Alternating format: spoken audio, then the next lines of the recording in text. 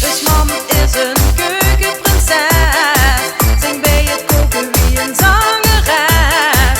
Bakje brunchje, wie wil toch een vleesje? Min ja, de kerstmis, dat is toch een feestje. Merry Christmas, zingt ze vanuit de keuken.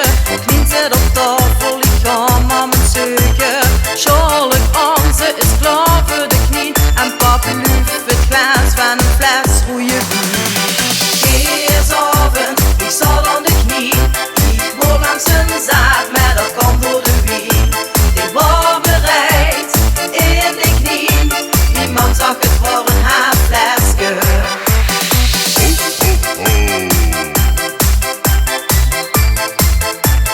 Merry Christmas.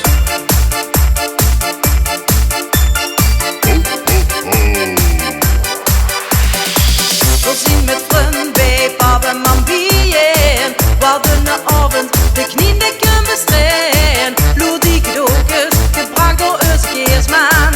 Ik bedenk, hij krijgt hier echt niet genoeg van. Plaatsen passeren de kerstboom volledig. Mam die gaat over haar knieën verzweet.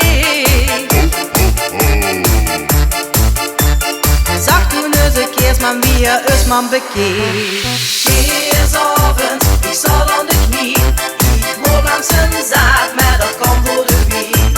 Ik was bereid in de knie, niemand zag het voor een haarflesje. Kerstavond, ik zal aan de knie. Ik word langs een zaad, maar dat kan door de wien.